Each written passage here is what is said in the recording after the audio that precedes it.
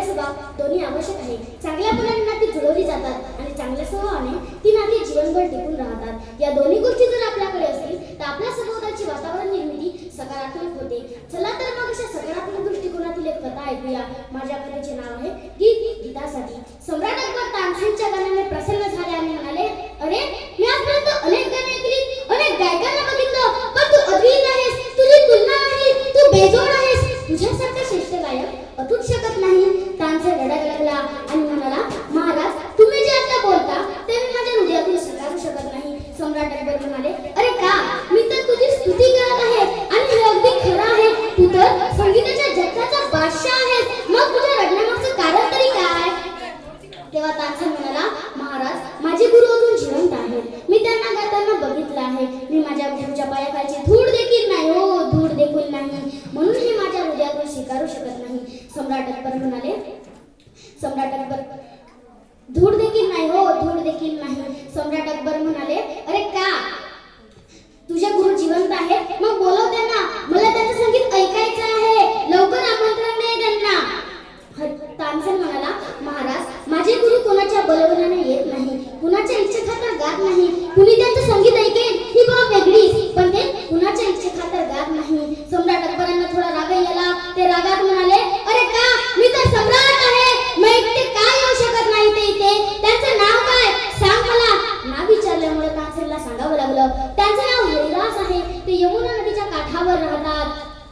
सम्राट अकबर हसायला लागले, फकीर तू चिंता करू नकोस तानसेन, मी माझ्या सैन्यांना पाठवून तुझ्या गुरुला सुखरूप इथे घेऊन येतो. त्यांच्या स्वागतासाठी संपूर्ण दरबार सजवला जाईल. तानसेन रडायला लागला आणि म्हणाला, महाराज जर तुम्हाला माझ्या पोटी जरासही प्रेम असेल तर तुम्ही माझ्या गुरुला त्रास देऊ नका, हो त्रास देऊ नका.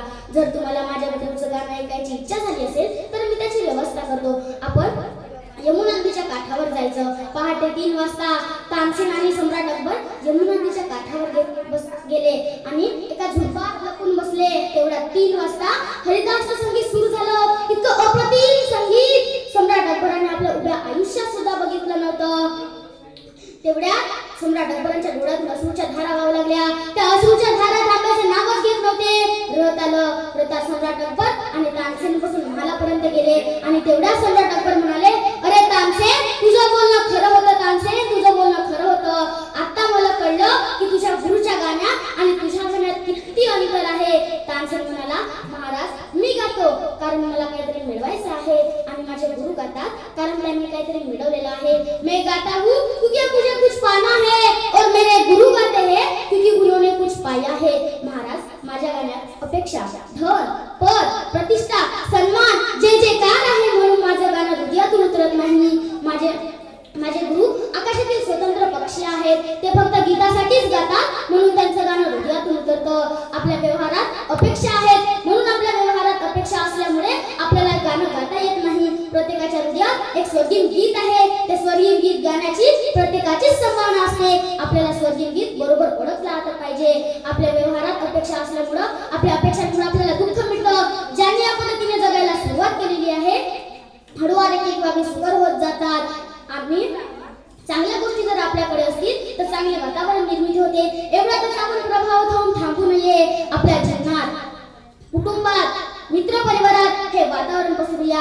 आपण स्वतः बदलूया आणि इतरांना बदलवण्यासाठी वातावरण निर्मिती करूया. आपल्या बदलण्यानेच इतरही बदलतील. दुसऱ्याकडे लक्ष न देता स्वतःकडे लक्ष केंद्रित करूया. यातून एक नवा कंठ फुटलेला दिसून येतो, ज्यातून निघणारे सूर हरिदासच्या संगीतातील